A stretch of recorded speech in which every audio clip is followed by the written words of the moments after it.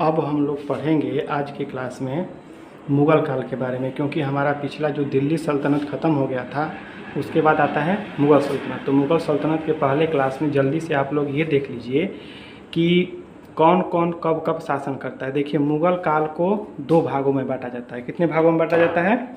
मुग़ल काल को दो भागों में बांटा जाता है। एक है पूर्व मुग़ल काल, ठीक है, जिसे मतलब कि जो मेन मुग़ल काल है उसके बारे में ये है। मेन मुग़ल काल ये आपका है। उसके बाद है उत्तर मुग़ल काल, मतलब जो बाद का मुग़ल काल आता है। उत्तर मुग़ल काल को हम लोग आधुनिक भारत के अंतर्गत पढ़ते हैं, और वो जो पूर्व मुग़ल काल है या मेन मुग़ल पीरियड है इसको हम लोग मध्यकालीन भारत के अंतर्गत पढ़ते हैं। तो इसको दो भाग में जब बांट देते हैं तो पहला है आपका शासक कौन होता है? बाबर, ठीक है। उसके बाद हुमायूं के बाद अकबर के बाद जहांगीर के बाद शाहजहां के बाद औरंगजेब। हुमायूं के बाद शेर शाह सूरी नाम का एक जो राजा था जो कि बिहार का रहने वाला था। इसके बारे में हम लोग जब डिटेल्स पढ़ेंगे तो पढ़ेंगे। ये बीच में आकर के 1540 से 1545 ईस्वी तक शासन कर लेता है।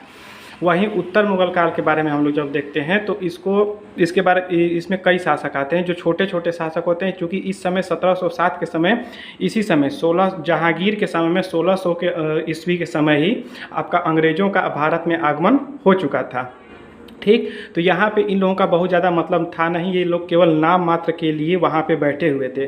जब हम लोग डिटेल्स पढ़ेंगे, यहाँ पे पहुँचेंगे, तब इन लोगों के बारे में एक एक करके हम लोग पढ़ेंगे। तो इसमें कौन आता है? सबसे पहले आते हैं बहादुर शाह, जब प्रथम आते हैं, ठीक। उसके बाद जहांदार शाह आते हैं, फर्रुख सियर आते हैं, मुहम्मद शाह आते हैं, आलमगीर द्वितीय आते हैं, शाह आलम द्वितीय आते हैं और अकबर द्वितीय आते हैं। सबसे अंतिम मुग़ल बादशाह कौन होता है? बहादुर शाह जफर होता है, 1837 से लेकर के 1857 तक। तो ये चीज़ आप लोग नोट कर लीजिएगा। उसके बाद जब हम लोग एक एक करके एक एक शासक के बारे में पढ़ेंगे तब अच्छे से पढ़ेंगे।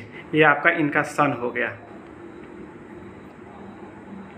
ओके। और इसके बाद हम लोग एक एक करके सब राजा के बारे में हम लोग पढ़ेंगे।